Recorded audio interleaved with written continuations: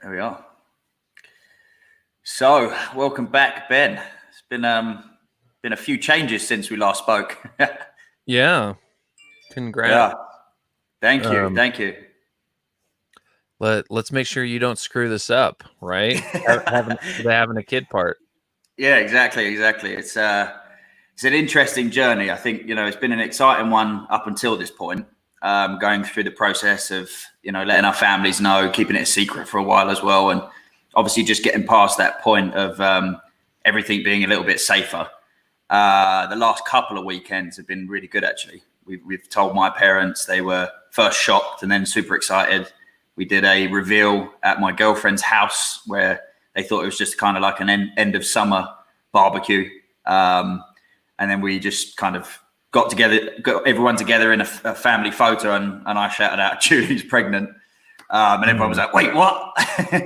So it's been a really exciting time for me, and almost a nervous one as well, because I now sit here and think to myself, wait a minute, I've actually got to be responsible for another human beyond myself. So this is going to be an episode of Preparing the Unprepared, talking to Ben Taylor.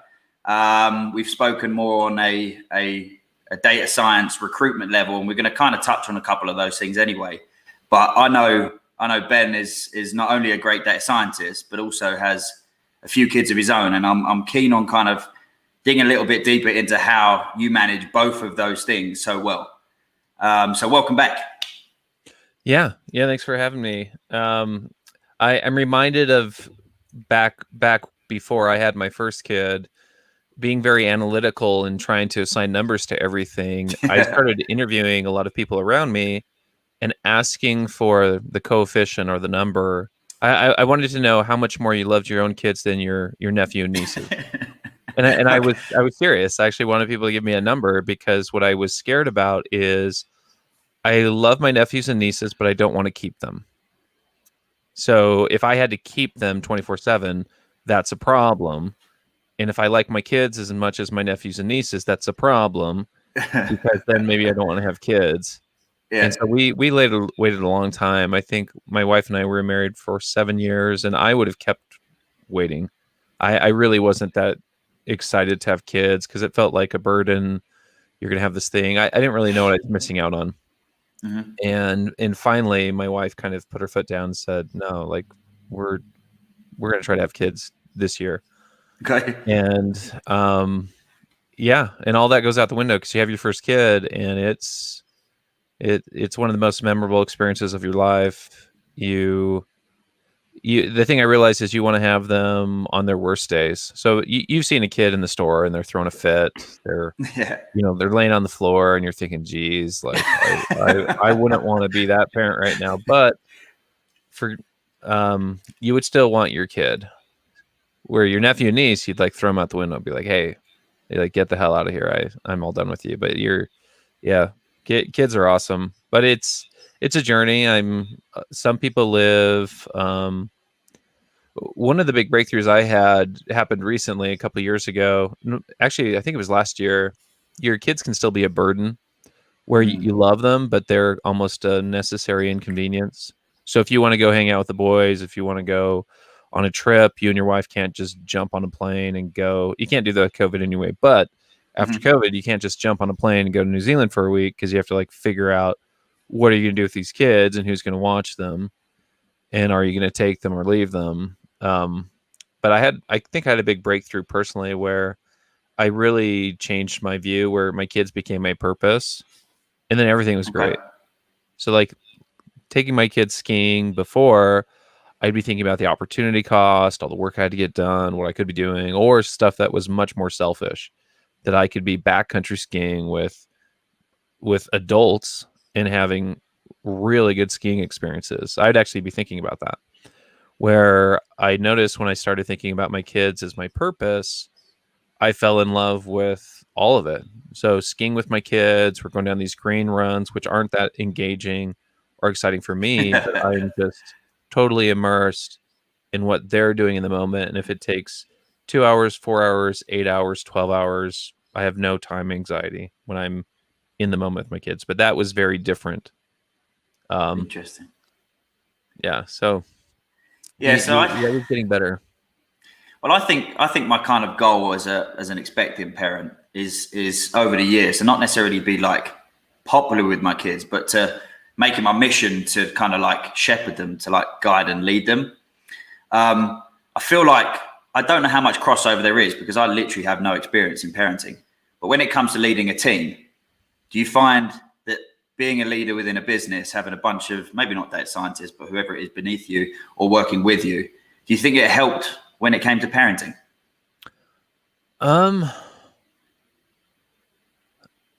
Probably not, because it's so. I'll give you an example why. So when you're leading Okay. a team of data scientists, they're not going to punch you in the crotch, or like they're not going to like throw a banana at your head or something. And so there's definitely a new frontier as a parent where you have to figure out how to not be emotional, and that is actually really challenging because your kids will make you angry. You're trying to you're not it's not very often that you're having rational conversations with your children. They don't want to do their chores, they're fighting all the time, they're doing these things. So be prepared for your children to do things that if you're not prepared, they actually might set you off. Like you will be angry. You will, you definitely there's a debate about whether or not you spank, and you and I were probably the older you are, the more likely you were that you were raised getting spanked. That was very normal. And if you go back in time, it was worse than that. It was like, well, Yeah. my father used a stick, or like where today some people go either way. I think it's okay if if you choose to spank, that's fine. The thing I would caution people with is you need to make sure you never do it out of anger. Hmm. So it needs to be kind of this rational. So if you're angry in the moment, don't spank your kid. Like put them in timeout, do something, leave, hand them to the other parent. Don't never spank out of anger, because that's when things get scary. That's when you make mistakes. That's when, as a parent, you should always be in control. Hmm. The kids can be out of control, and that's part of the entertainment. The kids are supposed to be out of control. That can be quite difficult though, in that sense, because if you are two, in my case, like two new parents, and you don't have experience with that, um, adding all of the other pressures around how you might be feeling in the time as well, when it comes to work, when it comes to life, and then also being a parent, it's got to be quite Yeah. difficult to really figure out whether you're angry in the moment or if it's just all the outside pressures. Yeah, no, it's hard because when you have other outside pressures that are building up, especially if you're both working, you've got other things going on. Hmm. It's, I think it's really important to find opportunities for both parents to be selfish. And what I mean by that is you you're in charge of your own mental health. Like, Hmm. and it's really important if you can own it. Like you can try to think about your spouse and be mindful of things you can do to help theirs, but you really have to own your own. And if you're just stressed to the limit, you're working, you come home, you need to cook dinner, kids are fighting, trying to put kids to bed is a nightmare. And if Hmm. you're not giving yourself an opportunity every week to be selfish and just escape and get away, then that's a huge, huge issue. The other thing that comes up that I'm reminded of is the classic fight of who had it harder. So if you live in a home where someone's working, someone's not working full time, maybe someone's working part time with the kids, or in my case, my wife she's a stay at home, so she doesn't have to work. Hmm. Um, and a very scary place you never want to be is the fight or the debate about who had it harder that day. Um, and so what I have found is it's better to just um, be and I want to make sure it's really clear to people that are listening. I'm not a saint. I'm not perfect. I screw up every single day, and I want to be a better parent, a better husband. But the recommendation is to be as selfless as possible. So Hmm. you do the dishes, you cook dinner when you can, put the kids to bed every single night. I remember sitting in church once. This guy was talking, and he was saying he made an agreement with his wife that if she did all the poopy diapers, he would do the throw up. And I remember sitting in the congregation and thinking, "You asshole, you do everything." And the reason I was thinking you do everything is like, what is the woman has the baby, and that is like, can you ever say thank you for that? Can you ever, are there enough poopy diapers that you could deal with to ever make a difference? The answer is no. And so making this agreement, like I've seen friends where it's your turn, it's your turn, it's your turn, the back and forth, where I've kind of taken the approach that it's always your turn. So in the middle of the night, if you can get up and get the breast milk out of the freezer or feed the baby, because I think it's a tragedy for some husbands that sleep the whole night and the wife is up every 3 hours feeding the baby and she's on the verge of a mental break and you're just like, oh, great sleep. Sleeping in the other room. I'm going to go work. So yeah, definitely do your part. Surprise your spouse. Step up to the plate. Be the first to volunteer for the poopy diapers and the throw up. Not this bullshit of like evening it out, because you can't even it out if you include the birth. It's like, my wife's giving birth and I'm drinking a strawberry milkshake in like the labory. Like I brought my laptop drinking a milkshake and she's giving birth. Like that's not fair. Yeah, I agree. And I find even the early phases, obviously like pre-baby, has been an interesting journey so far. You know, my girlfriend is now officially in her second trimester as of today. And she's kind of going through the motions, and it's really difficult to be selfless. It's quite tough to be always available and on call, and then to not know when she seriously doesn't like you or when it's just her hormones. So there's a lot of things that are really difficult. And I think one thing that guys find particularly hard is speaking up about when they're being challenged personally. And I'm going to be doing a separate podcast where we actually talk about mothers in tech as well. But generally speaking, I don't think guys stand up and say that they're finding things difficult when it comes to parenting. And as you said, right, you make mistakes and it's okay to find it challenging. What would be your advice to someone, let's say that was in your team who had a kid, who right now is working from home, who's finding it really, really difficult to manage their time? My recommendation to them would, especially with COVID, working from home, would be to block off an hour in the middle of the day, ideally when it's helpful for the family, and focus on your family, whether that's cooking a nice lunch, whether it's sitting down and helping them with school. And I need to do a better job of this, but the more you can be intentional and commit an hour in the middle of the day to be with your family, I think the better, because virtual school sucks. Having kids at home is hard. Yeah, I bet. And it's also hard to just get more work done. So it'd be better for people to wake up a little earlier or work after kids go to bed and try to give a solid block of time in the middle of the day.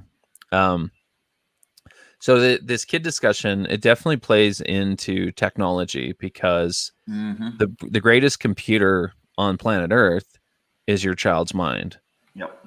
And so as soon as it comes off, as soon as it hits, so it's actually working before the child is born. So before the child even comes out, it is hearing sounds, words. It's going to be more likely to recognize your voice or your wife's voice. But even the first month, so babies, they're cute as hell. They're so cute. Babies are great. They're really cute. Fatten them up as fast as possible. Cute little chubby babies. Everyone wants to hold your baby. They're great. The first month or two, they feel like they're not really there, because they're not smiling that much. They don't even eye track. Like they're just kind of this bobble top. They'll cry when they want to eat. But if you really were able to dive inside your child's mind and understand what's taking place, it would blow you away. So they are going essentially from zero to getting ready to learn a language, and them beginning to eye track with you. The most important thing with learning a language, your children can't learn a language listening to the radio. So if you hook the radio up to, like, if you put a child in a dark room and had them listen to the radio, NPR or something for a year, they're not going to learn English. They'll associate things, right? They would associate words, like, but they wouldn't know the meaning. So if they heard the word hot dog, they might be able to turn and be like, oh, I've heard that before.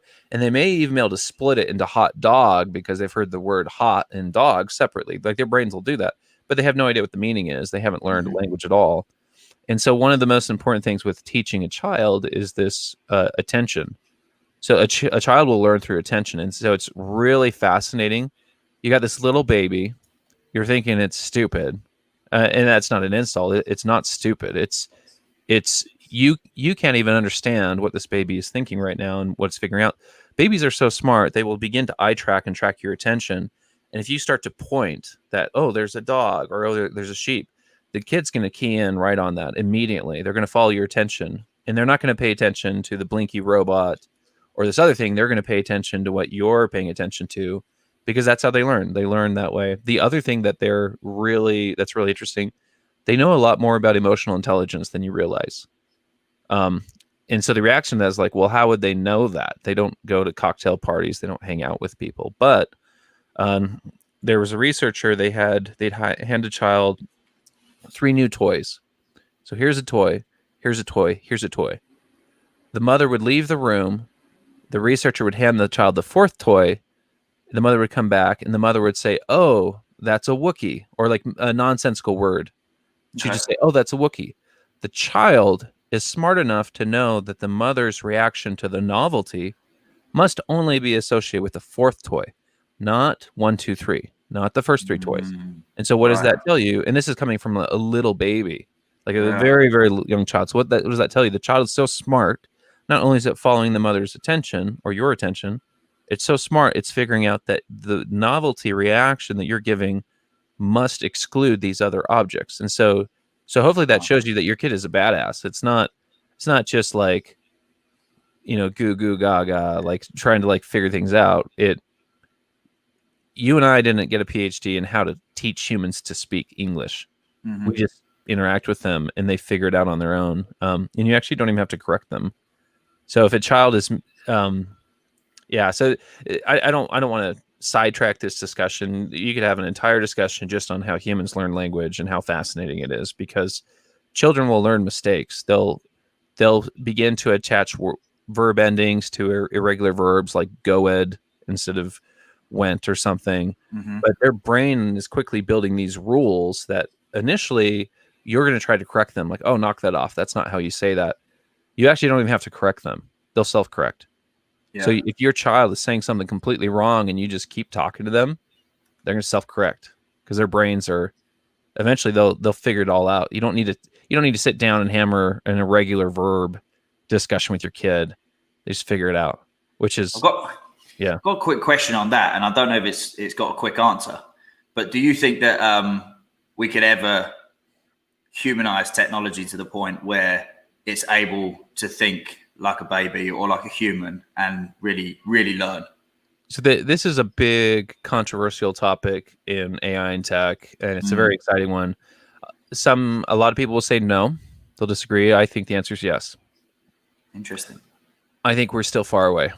The approaches with deep learning and GPT-3, these big breakthroughs, and I didn't come up with this analogy. This other researcher I was talking to brought this up, and I thought it was great. He said, look, humans saw birds flying, and then they built an airplane. They built a Boeing 747. And what does a Boeing 747 have to do with the miracle of flight? Well, it sort of got it right, and then they just used like this massive hammer to just do it. But is it flying like a bird? No, not at all. Or you look at like how an insect flies. Not at all. Even the ways that a bird and insect get lift and maintain flight in their flight efficiency, not at all. That's not how a plane works. Same thing with GPT-3 and deep learning. You have GPT-3 with 175 billion neurons, and you might say, wow, like what happens when they have more neurons than our brain?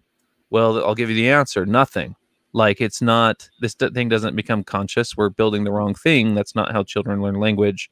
And it's pretty easy to show, when you break it all down, that deep learning is kind of missing the boat, like the approach. And other researchers have brought this up. Hinton has brought this up. He's been frustrated. He's looked at capsule networks. He's trying to figure out how to get closer to how human learns. And this is something I'm very excited about. I'd love to kind of do some demonstrations or have some breakthroughs the next 3 years to show that, look, this is a milestone that deep learning had no chance of doing, but we're doing it. So teaching, a big milestone for me would be teaching a computer to learn a language through experience. And by language, I don't mean like, it doesn't have to be fluent in English, but just demonstrate that it can learn like a 16-month-old child. Mhm. Or and we know how many words they learn, and the first they'll learn their 10 words. Normally they learn nouns first, then verbs, and that grows over time. So yeah, so I think the answer is yes. Interesting. I work with a business who kind of take rules, symbolic based approaches with deep learning type of methods, and they've kind of started to make some progress in the explainable AI world. So it'd be interesting to see where a business like that goes over time. But I was gonna ask, in terms of like technology that we have available to us today that enhances the ability of our children to learn. Did you use any apps? Was there any specific Oh like yeah. hardware that you used? Oh, I'm a huge fan of the iPad. So I remember my wife and I were trying to teach our first daughter the ABCs, and it was terrible. Like we, as a parent, you get very anxious if you feel like your child is slipping behind, Yeah, and she wasn't making any progress. And I think we had spent months. We handed her the iPad, and she's fluent in the ABCs within a week. it's crazy. And it's so the gamification is huge, and this actually kind of blows open the bigger discussion that the way we educate humans today sucks. So you throw 30 kids in a room with a boring ass teacher. Like no insult to most teachers, but like a lot of us, it's pretty boring for the kids. Like, and we do our best. And I've taught young kids before. It's really, really hard. Their attention span is that you say it's as long as their age in minutes. And so if you've got four, and that's probably not even true because they're really young. You feel like you really have to fight the crowd to try to maintain their attention. You have to be this entertainer, and the kids don't want to be there. Like they're it's boring, but you throw them into like an app or virtual reality and it's super engaging. So we've got a child, he's 6, he's got a learning disability, and he'll ask if he can play Prodigy. And so Prodigy is like this math game. He's Okay. asking if he can do school. And if I sat down and said, "Hey, let me teach you math," he would complain. But that shows you the power of gamification. So huge fan of that. Apps. I think in the future we'll have VR. Like we have VR today, but I think it'll be even better where I agree. I'm working with another business who right now have been talking about creating immersive AI within games. So you can actually talk to characters, or in this case, it could be a teacher. Actually have a conversation with them off script about certain things. So I think, there's definitely going to be some advancements there. And I've heard of a bunch of apps, and I'm using one right now. What to expect when expecting. I'm not trying to sell this, by the way. I've not got any rights with the business, but generally speaking, as I'm kind of going through this pregnancy stage with my girlfriend, it's been super helpful. But then there's stuff that you can use post, birth, which I made a note of one of the apps, which is called Bright Parenting, and it's kind of like an app that sends notifications to help pick you up a little bit. There's kind of tips and advice and stuff like that. So off the back of this, I will send a list of apps that I'm planning to use. But was there any that kind of stood out for you, Ben? When Prodigy was this math game we really liked. I'm gonna script these names. There's this monkey game, and hopefully someone comments or they know what I'm talking about. There's this cute little monkey cartoon where you go through and you pick different fruits and different numbers, and it's interacting the whole time. Monkey Learn. That's not the name of it, but and this is something we're taking a new look at because we are doing more homeschooling right now because of COVID, and so we desperately need apps to kind of fill in the holes. The other thing you reminded me of is we actually don't know how much or how fast humans can learn. So I remember I was in college, I was in honors linear algebra, which was a pretty advanced math class. And I think there was a 9-year-old Chinese kid who was in the class. So I'm college age. And the kid joined the class late and he was crushing it. So not only did he join the class late, but he's like killing the curve. And you could criticize that. You could say, well, that kid, socially, he's backwards. Maybe his parents kind of put him through the meat grinder to achieve that status. But if you think about learning time efficiency, like you and I will watch a TED Talk or a YouTube video, and we can watch it on 1.5 or 1.7 speed. And imagine if you had a learning experience where it was super engaging, it was communicating at the right level. A lot of these technical topics, the textbooks really suck because they're too technical. Mm-hmm. Where I've had technical books that overwhelm you, where you're trying to figure out like what the hell are they talking about right now, and you're trying to go through it. I've had other very technical books, graduate level kinetics and chemical engineering, where it's written with a 5th grade reading level, and it's talking about partial differential equations with chemical reactions in bioreactors, but it's written at a 5th grade reading level with like cartoons. Like you think of like a dummies format, like a those Yeah. dummies books. I really like those. Um, so we don't know if you had really good gamification, super engaging, where you loved it. Could you get 4 PhDs before you're 20? And I don't mean actually go through like the bullshit Yeah. academic jump roping and like loop-de-loo to like get people to give you the title, but could you achieve that much knowledge? By the time you're 20, could you have 4 or 5? Could you essentially have a PhD understanding of quantum mechanics and chemistry and physics and psychology, or whatever you care about? Could you really understand that? Because if you can, you become a secret weapon, or not a secret weapon. You become a very strategic weapon for humans. Yeah. Like think about vaccines. Like we are banging our heads with these vaccines, trying to get them out sooner. But if you had someone with PhD level understanding of technology, biopharmaceuticals, chemistry, like if you had someone that was really at that caliber, I would say there are huge breakthroughs that we haven't gotten through yet. So that's interesting, because it kind of touches on one of the questions I wanted to ask, is where do you see our children in terms of the future within tech? Like, I feel like we're definitely becoming more computerized in terms of everything that we do. We seem to just learn through tech, and I feel like in terms of what you're saying, we could start to customize or personalize learning at an earlier age. Where do you think kids will be in 10, 20, 30 years from now? I think 30 years from now, well, hopefully sooner than that, hopefully 10, 20 years from now, every child will have a custom curriculum that is adapted to them. And so we talk about mental disorders and learning disabilities. I would say that's a very coarse and crude way to break down a human, because it's more continuous. Because am I bipolar? Do I have ADHD? Do I have these things? Maybe a little bit of all of it. But I don't have this big learning disability. I don't have dyslexia or something that'd be pretty obvious. And the point I'm trying to get to is humans are very complicated. You can't just assign a category. You can't just look at some kid and say, oh, you have ADHD or you have this. We're very complicated, and that means we're very custom. And that means that you should get a custom curriculum compared to the next kid. And it doesn't matter if you have a learning disability, you should get your custom curriculum. Yeah. And this is all getting back to attention, because humans learn with attention. And if the computer is failing to keep your attention, then it's screwing up. If the teacher is failing to keep your attention, they're screwing up. Shame on them. And with technology, we can really knock it out of the park by maintaining unbelievable attention. And there's something, a lot of people are scared about this because they talk about automation. What does that mean for people losing jobs? But there's something really beautiful that's coming for humans. And the thing that's really beautiful is look at people around you, look at people in jobs, and find people and jobs that work a repeatable process.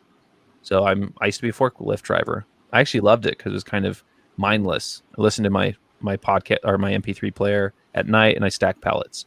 I don't have to think about anything. So this will seem to go against that, what I just said. But the beautiful thing in the future is humans can do more creative work.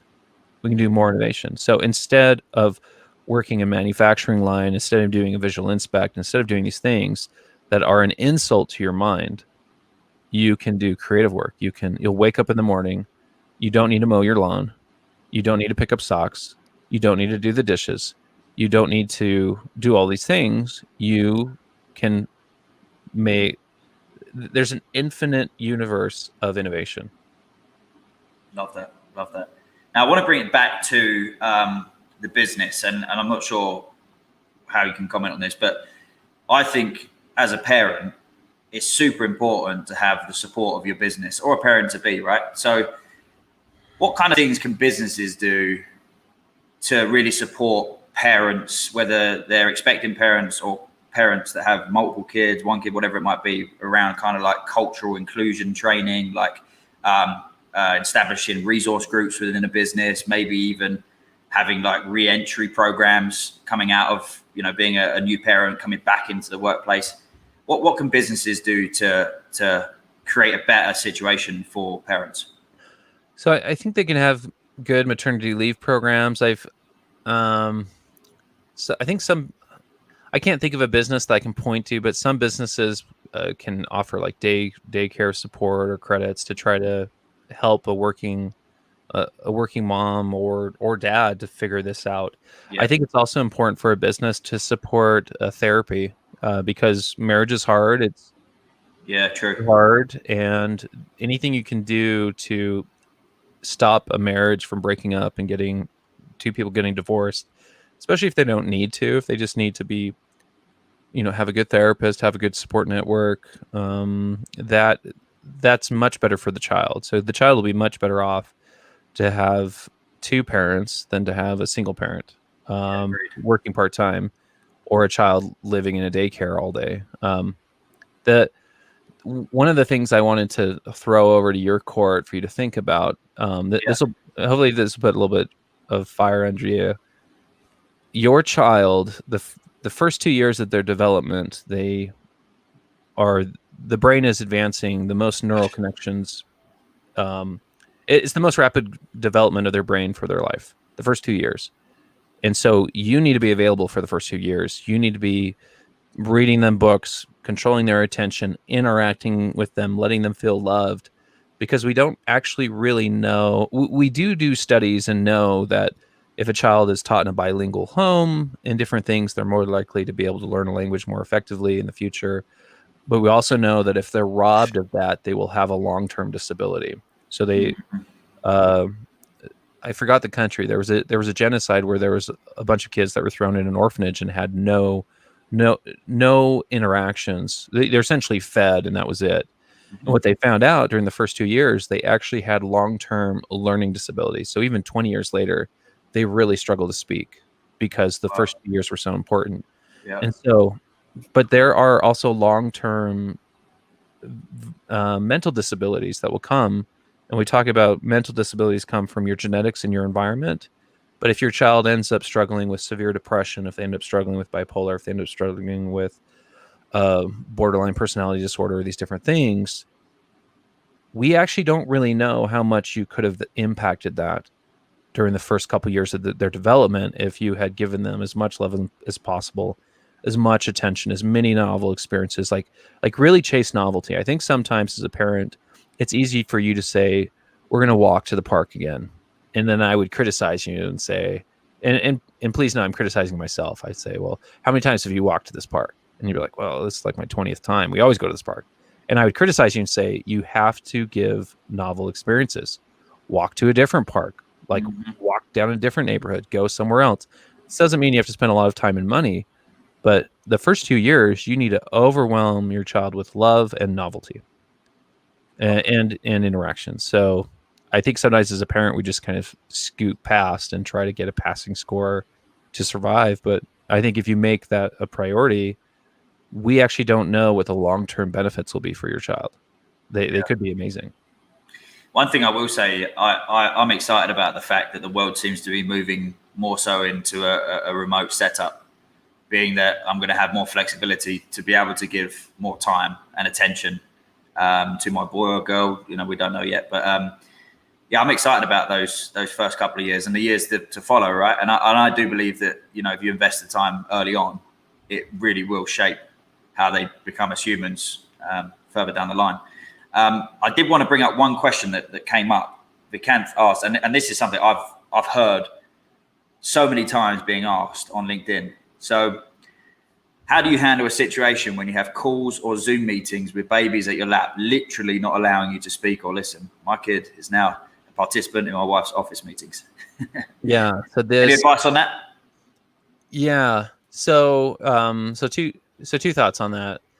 The first thought hopefully is very positive, that this is the new norm. We expect this, and for people that are listening, as coworkers, please do things to try to make other coworkers feel comfortable. So if they have a young child coming in, interrupting and getting on their lap, wave at the child, interact with the child, show positive feedback that this is very normal. Like, don't grimace or kind of like don't do anything that be perceived as being negative.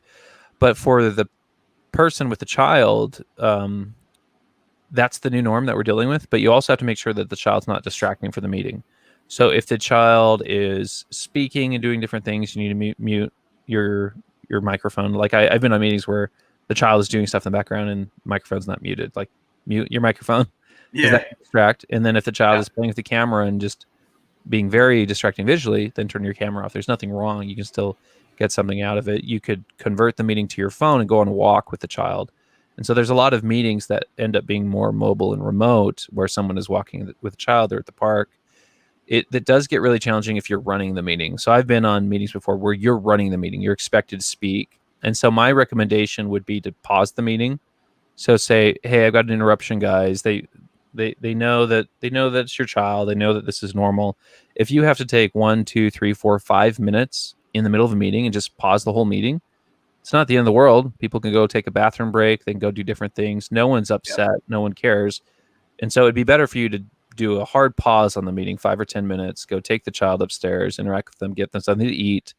It's not hard for you to get them occupied and then come back to the meeting. But if you have to like do the rest of the meeting where you're like struggling and you're frustrated and you're dealing with this, then that's you missed out on an opportunity to just take a break and interrupt the meeting for 5 or 10 minutes and then come back and re-engage when there's no distraction. So yeah, that's challenging. But it's the new norm. Yeah, fair enough. So to kind of wrap this up then, Ben, what would your advice be to any dads in data at this moment in time? So my advice would be, it took me too long to kind of transition where my kids became my purpose. Some people will actually raise their kids and they'll never get there. Their kids are always an inconvenience. And so the sooner you can kind of just fall in love and make your kids your purpose, that's great. But also keep in mind that people mourn time. And so any parent with older kids, if you show them a picture of their kids when they were babies or younger, even a few years ago, and you asked how much they would pay to see that kid again or interact with like a baby. Like if you said, Ben, how much money would you pay if you could see your 3 kids as 2 years old again? That is a gut punch emotionally, because it's unlimited. It's unthinkable because you know what they became, but how many memories did you miss out on? So yeah, take lots of photos, lots of videos of your kids, and know that every year they get older, you will cherish those memories. And so don't take it for granted. And yeah, for new parents, just know that every year that passes, you will mourn those memories. And I don't want that to feel negative. It's just life. Like your kids grow up, you look at their baby photos, you feel kind of sad and think, oh man, like wasn't this, and videos are fantastic. So anytime you have a video of your kids speaking, eating, they say the funniest things as kids, and that can bring a lot of happiness to just watch those and be like, I can't believe this fat little kid is saying this thing. And now they're much older and they're not fat anymore. They're like this little skinny boy. So yeah, cherish the moment. And we talk about work-life balance. So you live to work or you work to live, and definitely try to find an employer that allows you to work to live. The other point I want to throw in here is, you have different types of people. Some people, they put 100% into their family, where they want to have a job that's 40 hours a week and doesn't challenge them. I'm not one of those people. I will never put 100% into my family, because I care very much about my career. I want to have a very challenged career, but I don't have to fail. I don't have to fail with my family. I took my family to Yellowstone last weekend. We rented an RV, getting back to like novelty or novel experiences. So you can still be very ambitious and focused on your career, but not suck at being a parent and being available. Time quality is a big deal. Spending 15 minutes jumping on the trampoline is better than watching Netflix for 2 hours. Like your children will get so much more out of that. So think about your time quality. If you're super busy, you can still invest 5 or 10 minutes roughhousing, doing these things that are better than other activities. Yeah. Yeah, I like the point you made there. And I think to add to that, having children shouldn't change your career path. It should add perhaps a new purpose, like you said, right? My girlfriend was a prime example. She graduated recently, and she's going down the route of becoming a radiologist. But that requires quite a large investment of time in the first year at a placement at a hospital. And I'm like, you can still do that. Like that's okay to pursue. And I think it's super important that you don't let go of your dreams or your ambitions. And yeah, I think work-life balance is super important, but never take your foot off the gas on either side. We have enough time. Both. Yeah, you can have both. Yeah. Cool. I'm sure we could continue talking about this topic for a long, long time. And no doubt, Ben, I'm probably going to be reaching out for some more tips along the way. But for anyone who has tuned in, I really appreciate you taking the time for your questions, for watching. And as I've always said before, if you do have any questions for myself or the speakers that I have on the show, feel free to reach out and follow us. Yeah. I was going to add one more thing real quick. Oh yeah, go on. Like one quick memory is you need to learn to laugh, because you need to laugh about everything. Like your kid, I remember experiences where your kid poops and it like shoots up the back of the onesie and comes out the neck, and you could get really mad and be like, F me, or like, why is this happening? But you have to laugh about all of it. I remember an experience. I was at a volleyball game and I had to change my kid's diaper, and this is like me volunteering. And I think I was having bad attitude. It was like, oh, like I always have to change the diaper. And like totally goes against what I just said, but I'm changing the diaper. It's a poopy diaper. I go in the men's bathroom, and there's not a diaper changing table. And I'm like, oh my gosh, this is so sexist. I bet there's one in the women's bathroom. There's not one here. And I'm like so angry that there's not a diaper change table. And so I have to go. It's super busy. It's a volleyball game. There's a line of men there to like take a crap. And so I finally get in. My kid's crying the whole time. There's nothing in the bathroom stall. So I'm sitting on the toilet. I'm holding my kid by their ankles upside down naked. So I've got like one hand and I'm wiping their butt with the other hand. My kid is just screaming. It's got to be the worst experience for them. And I'm just laughing about it. I'm just like, this is hilarious. Like, and I still laugh about it, but you can like, one last memory I had, our kid started to throw up. So the little baby's throwing up milk, and I'm running to the bathroom to make sure we can get as much in the bathtub or the toilet. And my wife is running in front of me, trying to get out of the way. And our kid ends up vomiting all over my wife's back and neck and hair. But it was fun because I'm like chasing my wife with like this throw up machine. And so it's almost like I threw up on my wife with this throw up machine. And so in the moment, it's easy to get mad. Please don't get mad. Just laugh at everything. Everything's funny. Poop is not a big deal. One of our youngest kids actually ate some of his poop in the crib. He took off his diaper, and we hear him dry heaving, and we go in there, and there's little finger marks in the poop. He'd actually like taste some of it. And so we tease him now. He's 8. We're like, hey, you're the only one that's in this family that's actually knows what poop tastes like, and so we can tease him about it. But anyway, I'll kind of end on that. Just laugh at everything. You're going to deal with some tough stuff, and just laugh at it. Yeah, that's really good advice. Because to be honest, there's a lot of things I haven't thought about yet. I've got a long time before the baby's here, around March 4th. So these are kind of things that I imagine would start to become more realistic in the moment where it's like, okay, now we've got to change a diaper, because it's not something, honestly, I've ever done before, funnily enough. It's not something I've sneaked out, not a skill that I thought I'd perhaps need. But it turns out that I will. So, yeah, I'll definitely take that advice on board. But thanks again, Ben. Really appreciate it. And thanks for allowing me to share that with you as well. Yeah. Cool. Speak soon. Cheers, guys. See ya. Bye.